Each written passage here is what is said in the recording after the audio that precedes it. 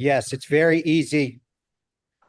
I just want to say, welcome everyone. It is a Monday. I have to check what day it is. April 28th. We welcome Rabbi Moffic to talk about artificial intelligence.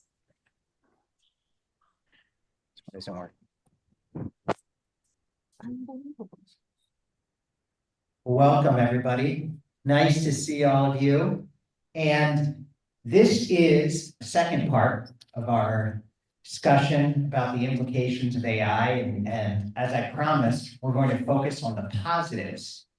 Did anybody see the 60 Minutes segment? My parents saw it and they told me about it. I watched it. It was excellent.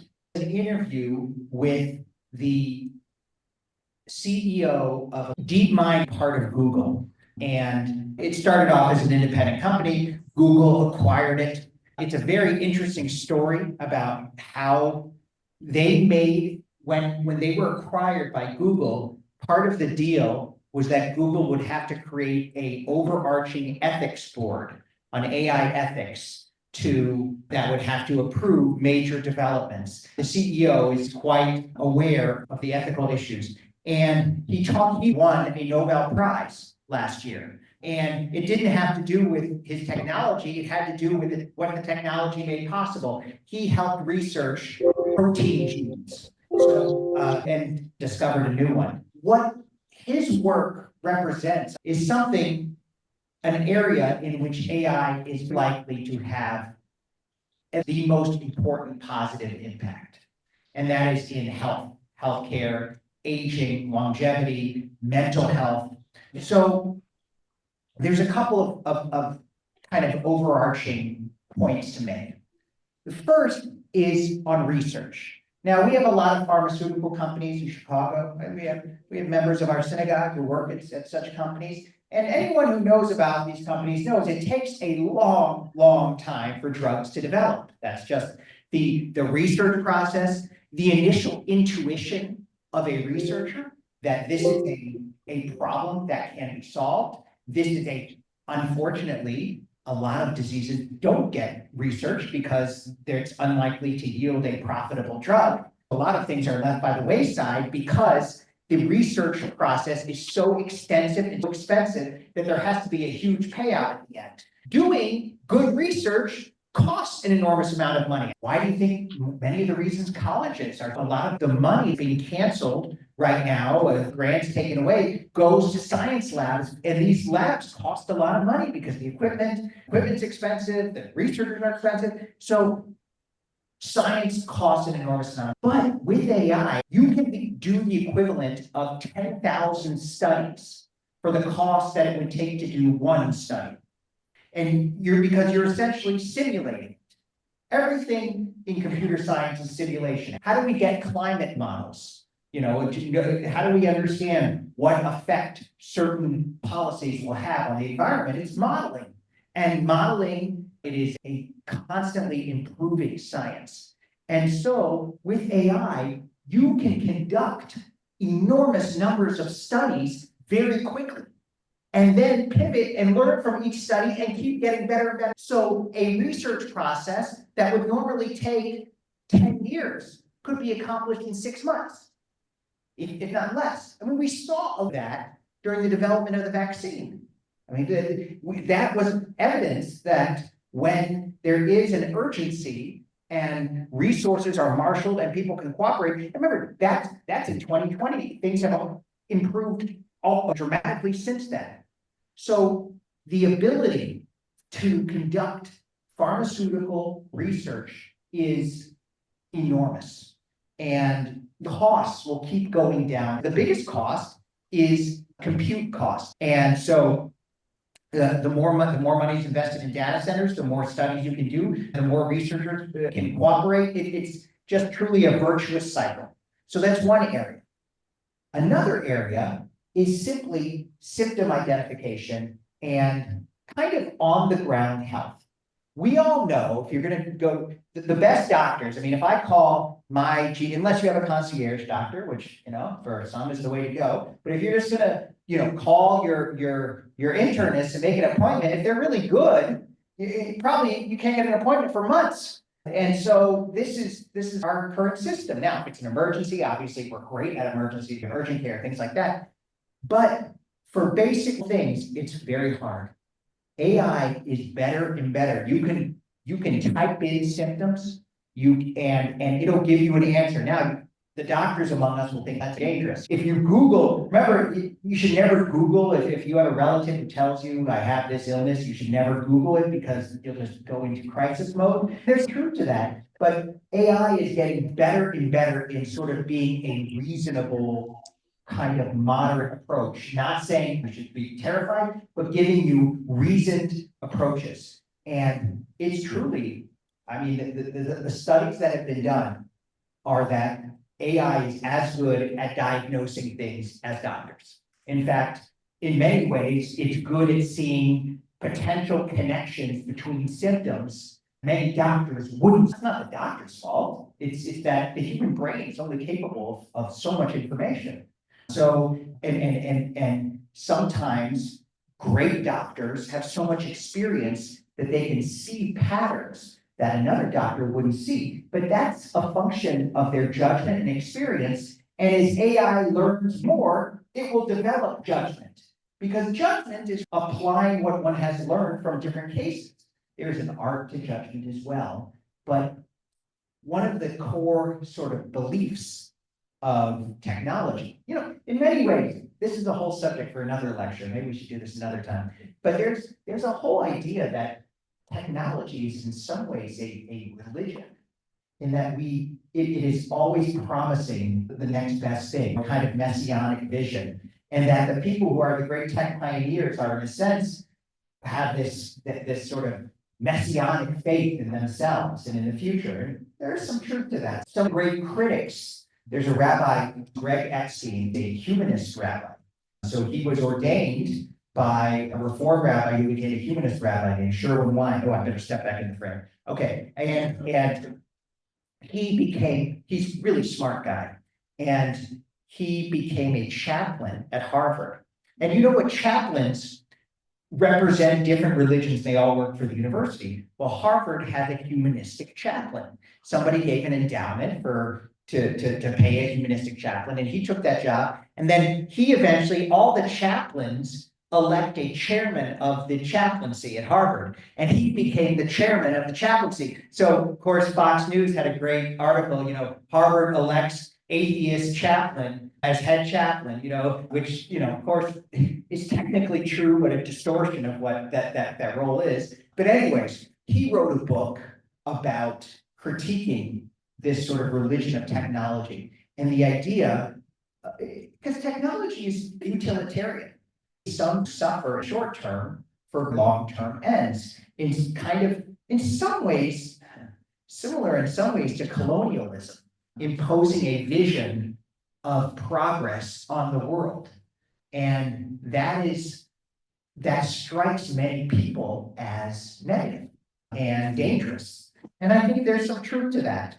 However, I'm also, and I think Judaism, this is where religion and faith really plays a role. Judaism is a very optimistic, forward-looking religion, except for the ultra-Orthodox. Back in rabbinical school, in Jerusalem, the college seminary is right in the middle of town. And that was back when most people didn't have personal computers that got online. You would go to the library or somewhere in college to get online. There were computers connected to the internet. And every day there were Haredi kids that would sneak into the library because they couldn't get on the internet anywhere else, but they would come to the Reform Seminary library. Mostly, 99% of Jews have traditionally been very pro-technology. The printing press may be the best example. The church hated the printing press. That was in some ways Martin Luther could gain attraction because he could spread his message, and the Catholic Church hated that. So they condemned the printing press, condemned astronomy, so forth. Judaism has always been generally, the Talmud was printed for the first time shortly after the advent of the printing press. One of the first books printed. We are generally pro-technology. I don't think this kind of destructive vision reflects Judaism. Anyways, I was talking about healthcare. You have the research that can be done. Then you have on the ground care that you can have access to truly great medical experts in one prompt. You can say, I am, my blood pressure is X after doing Y. Is this an issue? And I'm telling you, I would try it. It's really good. It's really good. So you have that. But these are more surface level things. The biggest benefits will come in incorporating AI systems into healthcare charts, into doctors' educations, into surgeries. Essentially, AI makes intelligence, and it could be universal. Intelligence is quantifiable. Not all intelligence is quantifiable, but much of AI keeps getting more intelligent. Great doctors are usually intelligent. If you can scale intelligence, you can scale better healthcare. Right now, most of us have access to pretty good healthcare. North Shore, Northwestern, Lutheran General, Mayo Clinic, MD Anderson. Most people don't have that. Greater access to, if right now we're at 90% and many are 60%, if AI can push everyone to 95%, that's a huge win. The way technology can be better integrated into seeing patterns of illness, noticing infections appearing here and connecting it to an outbreak there, seeing connections that human beings just don't have the intelligence to see. It's not our fault, we're just limited in our intelligence. So AI in healthcare will be one of the areas where we will see the quickest improvement. And there's reason to think it will extend human life. Massive technological change has almost always increased lifespan. Think about the Industrial Revolution, it's probably the best example. The Industrial Revolution had a lot of problems. Pollution, the creation of a very poor, and although people were poor before that, but a class differential. But human lifespan for everybody increased after the Industrial Revolution and has continued to increase, although it's leveled off now. But very likely to see a greater increase in lifespan. Any healthcare questions? Yes. How do we know that what's going in is valid and reliable? This is the big question. Garbage in, garbage out is a very important part of understanding computer intelligence. But when you give a computer bad information, it'll spew out bad answers to your questions. So, and that's part of the problem with Google. Well, the way Google solved it is that Google ranks websites based on other websites that link to it. If 1,000 websites link to this website, then this website likely has good information. So it's essentially crowdsourcing. So, and that's one thing now that system can be gamed. People game that system all the time. There's a whole industry of ranked number one on Google. But Google keeps getting better. That's why if you did a Google search 10 years ago versus today, it's much more accurate and thorough today. One way is it's constantly culling for better information. How does it determine that? It is a bit of a black box, but there are domain field experts. So if AI is going to look at, urinary tract infections. I don't know why I came up with that, but it will go to the most prestigious medical journals. It'll take all the scholarly essays. It will load those papers into the system and set certain parameters as to what's legitimate, what's not legitimate. It will constantly try to improve upon its knowledge of such things, and will then take data that other, like it'll get an agreement with Epic Healthcare to get all your charts. Our charts are anonymized, so people don't know it's, but it has access to patterns, just like Apple Watches have access to our patterns. So it's just constantly getting more data and creating algorithms by which we analyze that data. The question is, should a human always be in charge? Should there be somebody saying, there may be a lot of papers that say this, but I know it's not true, so we're going to exclude that information? Or Should there be an objective process for that? Those are interesting questions that don't have an answer yet. Would you ever trust generated diagnosis? Depends. I thought it was a rash. I took a picture and it said, no, as I said, I had just started swimming again. I had taken a break from swimming, I was swimming again. And I was like, could this be related to swimming? And it said, yes, this because X, X, X, and X. I was like, all right, I'm not worried. My wife was like, you have to call the doctor, but it was fine. For something else, I would get a different opinion. How many people start to rely on AI and eschew doctor's visits or contacting doctors? It's a good question. Or what But- about, you know, Think about it. How often are doctors wrong? Not everyone has access to the good ones. I would be surprised if one day since I have COVID and they say, go get some ivermectin because that's going all over the internet. This is very similar to Alan's concern, garbage in, garbage out. That is a tremendous concern. But I think it's important to ask, compared to what? AI may make mistakes, but will they make more mistakes than doctors and nurses today? Anyone who's gone to the hospital knows there's a lot of mistakes made. Not to cast aspersions on, most doctors are outstanding, but there are bad ones. I'd like to see professionals do that. Yes, Yeah, I can give you an Yes. example with denial of insurance claims. I'm sure AI is doing a lot of that. I passed a law that said any denial of insurance claim has to be reviewed by a union. that's a good check. Ross and then Jan. To get back to Alan's point, sort of the garbage in, garbage out, I think it would be more, what we want to think about is completeness of data. I was listening to a podcast a couple of years ago. They generated an AI study at Duke Medical School. They didn't account for the time it took to see a patient for Hispanic patients. They thought they were sicker, but they were getting them later because they needed a transplant. Because they didn't have that data initially in the model. So again, Alan, your point, I think of garbage in, garbage out, it's sort of figuring out the right things to feed into the model so AI can build a more robust answer. 100%. And then the second point is Jeff, my client base often ensures what we do is called human in the loop. If someone's going to submit a pre-authorization in your case and before it gets denied, AI is right now going to summarize it and still put a human on the thing. Do you want to take the recommendation or do you think it's right or wrong? To your point, how they're not letting sort of straight through without people. It will happen. You reminded me, to test things out, I took a verse from the book of Exodus and I said, I'm writing a sermon on this verse. Can you give me some other verses that will help me think about this verse and help me craft this sermon? A couple months ago. It gave me several verses, but half were from the New Testament. So it didn't know I was a rabbi.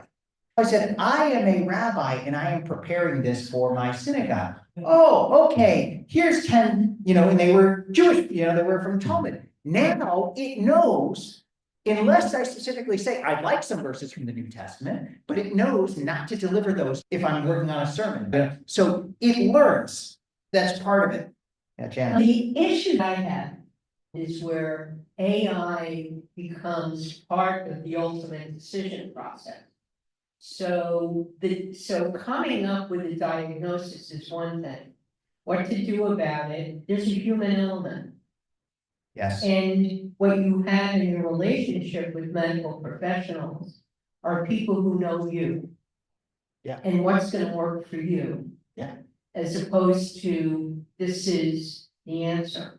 And as much as I wholeheartedly support using AI in terms of data analysis. Okay, and getting to a prognosis, that's my fear, especially for those who don't have access to healthcare. This is an interesting question. I think you nailed it. The best doctors know how to communicate to a patient. Your comment kind of leads me, I was going to talk a little bit about mental health care. Because you would think if AI actually may have as much as physical health care, a good therapist knows how to make a suggestion without insulting, whereas a robot does not. And in fact, there's a lawsuit. This was somebody using an AI model. This was 2 years ago. So in AI world, this is a long time ago. This probably wouldn't happen today, but a child, a teenager, was using an AI and AI was counseling it. And ultimately, like the AI essentially recommended to the student to kill himself. It's a horrible story, and he did. And the parents are, I mean, it's the saddest thing. Because the way it reasoned, because it's not a human being, it's a machine that's linking words and has equations, it came to this conclusion that this was the best course of action. A great therapist, even a lousy therapist, would not say that. So there is that danger. The very best doctors will use AI as a complement, as just, I mean, this is almost true in any field. A great lawyer will use the best research capabilities to help your defense, and that includes AI. The best doctors will use AI to model things. The question comes to kind of when, great doctors can't be universalized. Not everybody can have access to the very best surgeons, just by definition. If someone's the very best, it's rare. So how if AI can get 95% of the way there, we would love every person in the world to have access to the very best therapist, for example. If that's not logistically possible, what if you could get 90% of the way there for 95% of the people? Oh, you want that. So this is a question of kind of democratizing. That's the positive. Yes. I've been using ChatGPT for about a year now. Great. Professional work and medical issues and research. But I did a search. Oh, that's funny. I'm doing it to know the right questions to ask the interns. Yes. Also, my interns use ChatGPT as well to make this use more. I do, there are a lot of chronic illnesses where people just really don't, doctors treat certain things, but there are so many questions. When you have super intelligence that can look at all these angles, you can get information your doctor might not know. And great doctors will admit that. They're humble enough.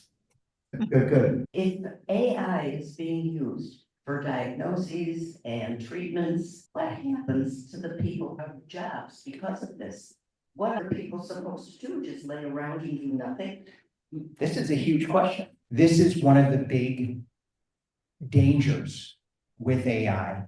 In many ways, doctors are almost the least threatened. Some doctors are threatened, but we always, for the reason we just discussed, we're always going to want some human input when it comes to our healthcare. We may want less of it as time goes on, but there will be different jobs.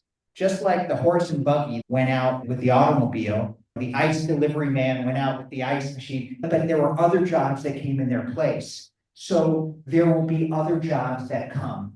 The question is, with the power of robotics, if you look, as I was researching for tonight, I was looking at Amazon.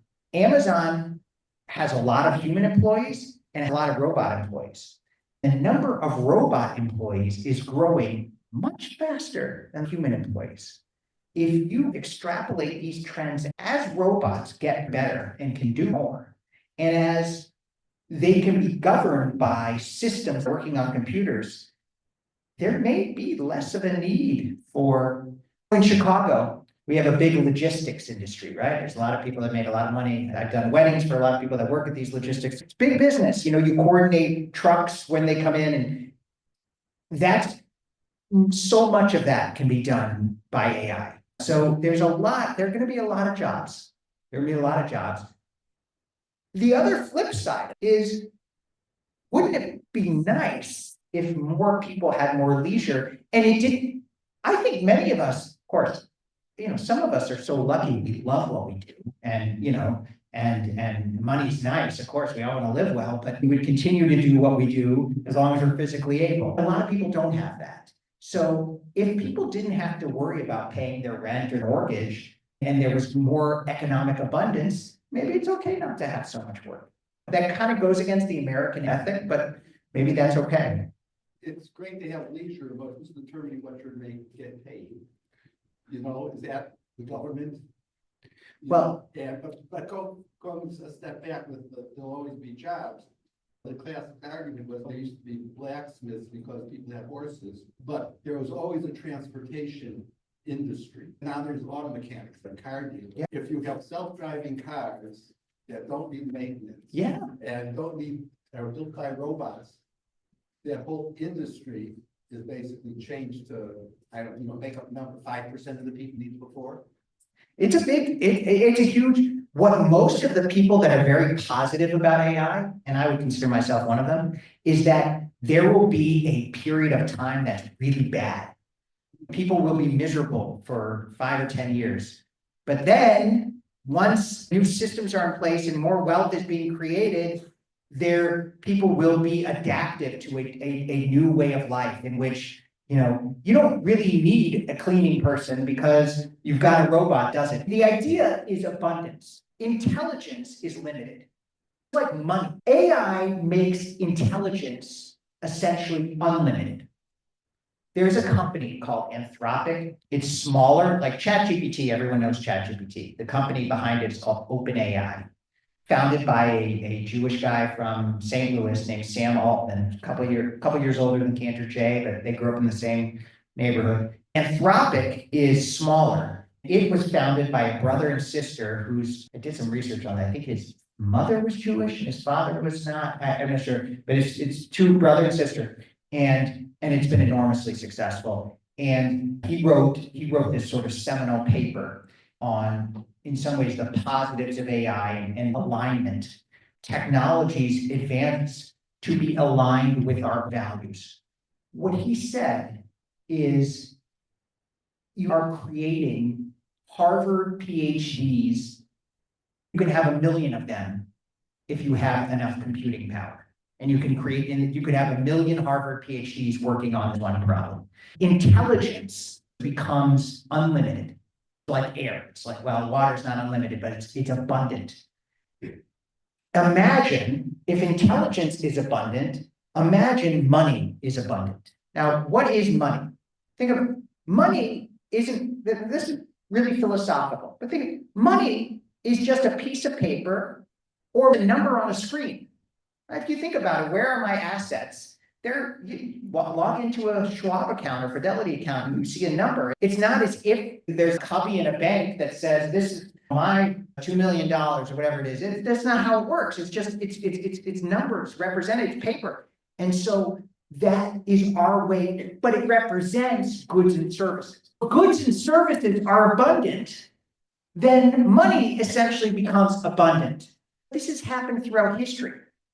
A poor person today lives better than a rich person 150 years ago by lifespan, calories, ability to travel, quality of food. Wealth has grown tremendously in the Western world over the last 200 years, primarily a result of free markets, democracy, capitalism, so forth. So who's to say that this abundance cannot continue?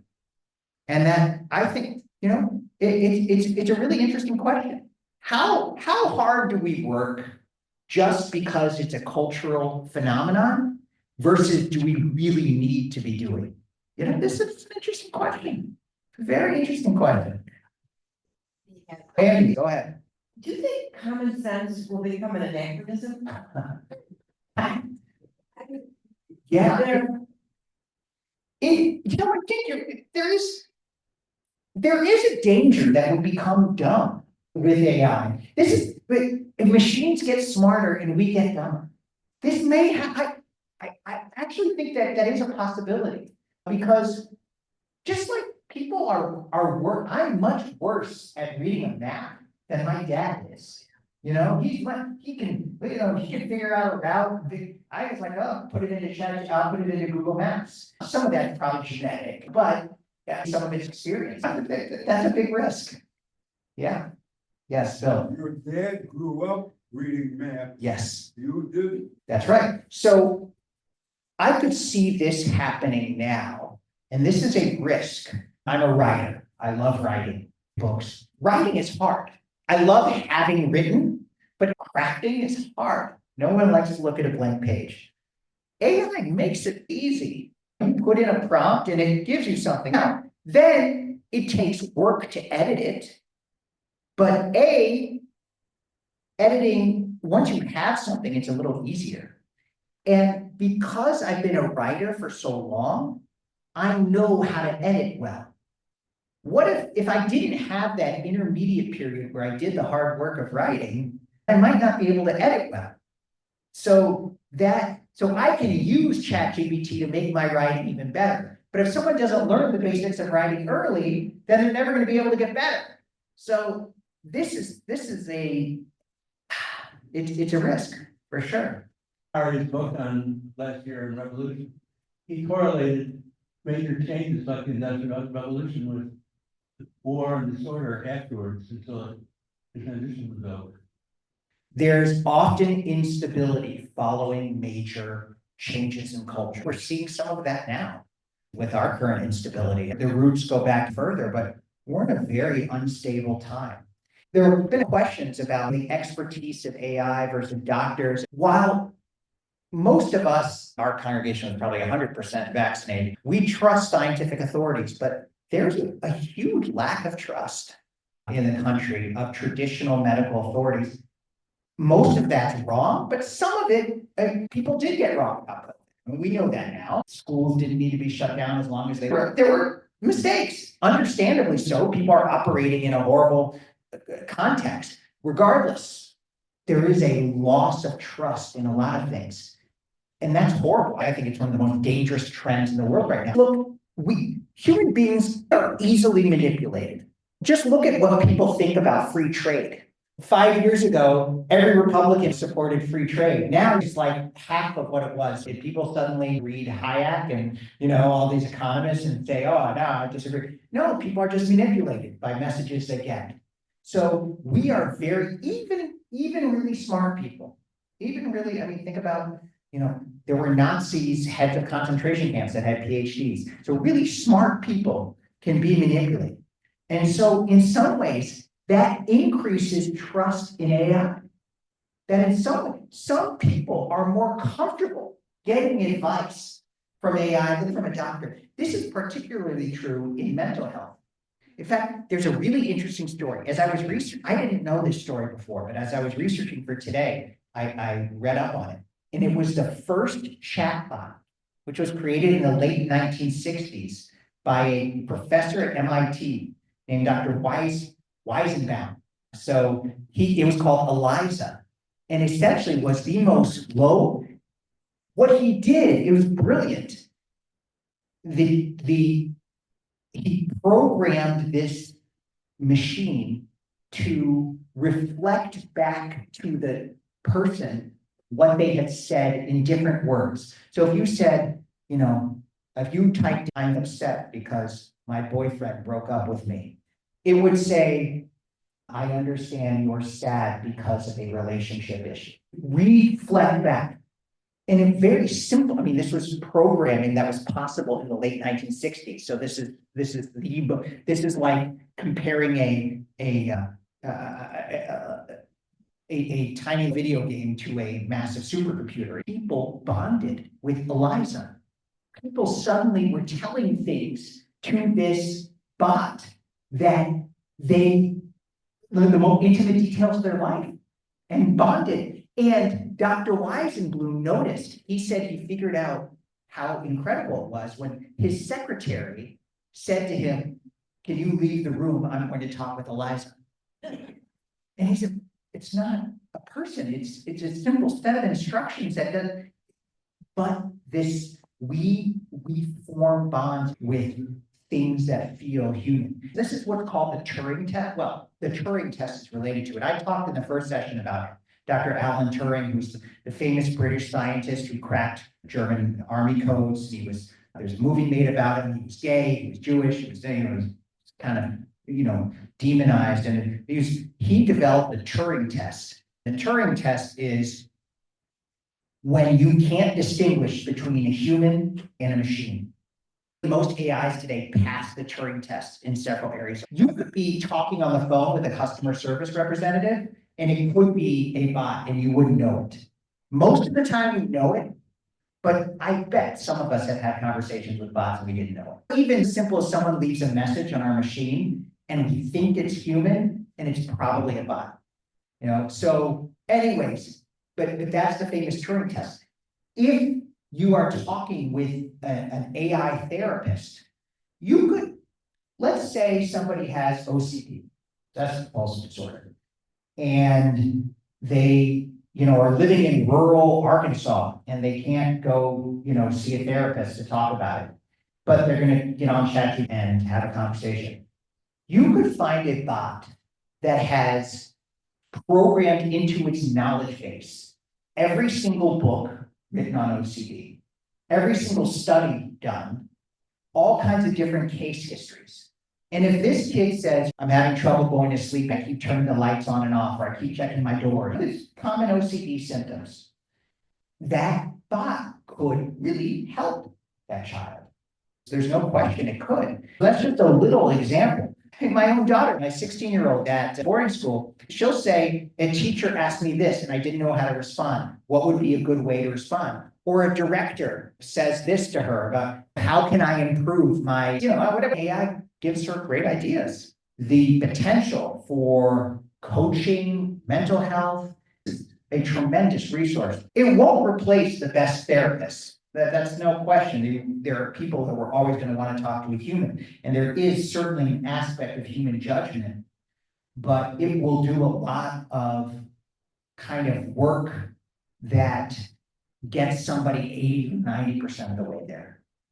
Comments or questions about that aspect of it, mental health? I do appreciate that. I live with a third technology person in my house. She lives with us, but I don't know, I'll speak for myself, but I'm emotionally fatigued by it. I miss conversations where you're talking to somebody, and say, oh, let me find out for you. I have an idea. Let me think, let me find whatever, maybe they're not picking up your find information, but where's information and where's wisdom? That's a great way of phrasing it. I think about that too. Sometimes what makes a true friendship is not robotic answer. When you have a question, it's great to get an accurate, simple answer, but sometimes you want the dialogue back and forth. It's like any married couple know this, sometimes, in my case, my wife will come and, have this major problem and tell me all about it. And I'll say, why don't you do this, this, and this? That wasn't the point. The point of the conversation was to honor the feeling and to listen and to affirm. It wasn't looking for a solution. And we all, and that's not sometimes a male-female thing, but I'm sure it happens the reverse way too. So sometimes we just want to speak and connect. There's no solving a problem. And AI is always solving a problem. So I think that does point to a real issue. And so it's part of the calculus. We have to know what we're looking for. This brings us back to Martin Buber distinguished between I-thou relationships and I-it relationships. I-it are functional relationships. When you get in an Uber and you're going to the airport, that's an I-it relationship. That person is getting money for the service of driving you to the airport. Okay, once in a while you get a talkative Uber driver, and maybe I once had an Uber driver who was telling me that is one of his mom or dad had just died last week, and I immediately went to an I-thou kind of encounter. So once in a while, but mostly it's I-it.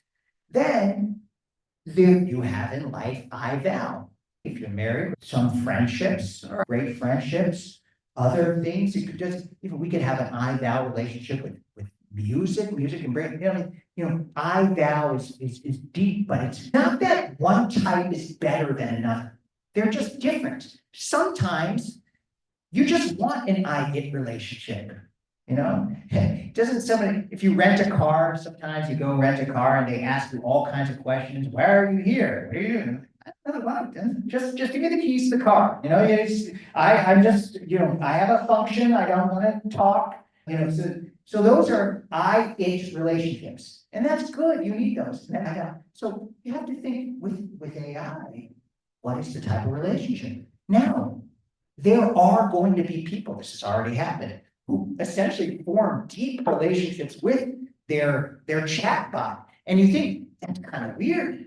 And it is, because it isn't human. But something is happening, some emotional exchange. Loneliness is a big problem in America, everywhere. It's, it's partly a function of the way our society is structured. If somebody can form a sense of connection, what's the harm? There can be harm, but the potential benefit is greater. This gets to another interesting point. This is a little philosophical, but it's interesting. Human beings have certain patterns of thinking. One of the great scientific endeavors is understanding how the brain works and patterns of thinking. Essentially, everything in life is made up of models. We look at this room, we model. Everything is moving, technically, but we are creating a picture in our head of everything around us. Our brain, we're essentially, this is what, we're hallucinating fluid things into solid things, because everything's moving all the time. Our brains freeze things. So our brains work in a certain way. But that's not the only way intelligence can function. So the famous example, so in Asia, there's a game called Go, more complicated than chess. There are trillions of different billion of variations on a Go board. It's a very, very sophisticated game and popular among extremely intelligent people in Asia. And this company, DeepMind, the guy who won the Nobel Prize and was interviewed, he designed a bot to play Go against the world champion. And this guy, this guy was like the Bobby Fischer of Go. He was incredible, prodigy, the greatest in the world. They had a best of 5 in either the first game or the second game. It was called Move 30, I think it's 39 or 37. But at the 39th move of the game, the AI made a move that looked like it made no sense. It would be like putting your queen in front of another person's pawn, like exchanging a queen for a pawn. You would never do that. It makes absolutely no sense. But AI made this move, and it so shocked the world champion that he got up and left the room. He didn't know what to do. He's used to playing the greatest masters in the world, and he doesn't know how to respond. He came back, they kept playing the game. I think hours and hours later, once they got to like move in the 300, suddenly the move that the bot had made, move 37, turned out to have been the most brilliant move in setup. And AI won that game. And in fact, so it was kind of mind-boggling. People still talk about it, in that clearly it was thinking in a way that no human being can think. And that is that it was thinking in a logic that we can't even imagine. Kind of the same way Maimonides thought about God. Maimonides said, this is where AI and religion can, Maimonides said, we don't know how God works. All we can say is what God is not. We can say God is not multiple. God is so vast and we are so little that we can't say things about, we can't say God has an arm because we don't know. We imagine beings as, either human form or animal form. God could be a being we can't imagine. So AI may think in ways we can't even imagine. And I mean, this is back in 2017 or 2018. So the point of that is there can be solutions to problems we can't imagine. If you want to read more about this, so a very famous guy named Ray Kurzweil. Anyone ever heard of Ray Kurzweil? He's a technologist and a futurist. I think he works for Google now, technically, but he's one of these guys that founded several technology companies, sold them for lots of money, and his daughter does comics for the New Yorker, so she's pretty smart, writer also. His parents were immigrants from Holocaust Austria. They got out, right? When he was 17, he won the Westinghouse Science. He's a brilliant guy. He is of the belief that essentially problems that we think have no solution, when we have all of the intelligence of AI, we will be able to solve them, including something like like loneliness, like feeling, everybody in life, there are moments when we feel lonely, we feel upset, everyone goes through that. What if our brains didn't experience that? You might think, well, how can we appreciate the beauty of things if we don't experience the sadness? Okay, that's another problem. But does anyone really want to suffer? This may be edging into Brave New World territory, right? You know, the famous book by Aldous Huxley. But essentially, what Kurzweil, who's just this radical optimist, essentially says we want to solve as many problems as we can. You know, yes, there may be negative consequences, but that's part of just keeping going. We'll deal with the consequences when we deal with the consequences. This is sort of the Silicon Valley ethic. Break things and keep going. What's that idea? Creative destruction in capitalism. Overall, most technological progress has been extremely positive. Think about electricity. Even the Industrial Revolution, we give the Industrial Revolution a hard time because it created so much pollution, but it did extend human lifespan enormously. Technology, developed technologies, every advancement creates new problems. But you hope that when we can use intelligence guided by ethical wisdom. I mean, this is one of the reasons I want to research it so much, is I think we have to have ethical and moral and spiritual voices guiding these discussions. There's a cardinal, I think he's still living, so he might be involved, but he basically said, essentially, all moral decisions are ultimately theological. In that, what is the way we see a good life, the way we kind of have aspirations, ultimately rest on how we look at the world, how we look at the universe. And if we have greater intelligence and so much potential to use technology to solve problems, then what are we aiming for? You know, if we could extend, if everybody could live to age 150, would we want to spend an enormous amount of money to achieve that? These are interesting ethical questions. Is that good for our planet? The more capable doing big things, the bigger these ethical questions are. That's why it's important to talk about and think about and read about, and it's moving fast. I'm sure all of you continue to read articles. You can get on YouTube and watch the 60 Minutes episode. I highly recommend it. It goes deeper than most stories on AI go. It really actually goes into some of the controversial and the potential very positive impacts. Any final questions, comments? Last Sunday, about the loneliness that people are they're going to just go into their own shell and just talk to a bot GPS and not socialize. If you don't socialize with other humans, it's your downfall. I agree. I see it all the time. The New York Times had a great article on this. Human beings, we generally will take the easy way out of things. You know, we generally will choose convenience over hard work, even if we know we're not, you know, perfection is the enemy of the good. I'll just get something done, even if it's not perfect. If we can get 90% of the feeling of connection by talking with ChatGPT, if we can get 90% of that by staying home versus 100% by going out. However, I think the potential solution is that what AI can remind us of what actually makes for happiness. It could say, you've been staying home and talking with me. You'll be happier if you go out and socialize with your friends. So maybe it could use intelligence to push us to do what's good for us. You know, we often shoot ourselves in the foot. That ignorance, laziness, sometimes we just forget. And so what if it could be a reminder to kind of help us? You know, it'd be like if your couch said, you know, you've been sitting on me for an awful long time. Time to get up and go for a walk. You know, maybe. Yeah. You're exactly, it's already happening. You're right. Yeah. So it's using technology for good.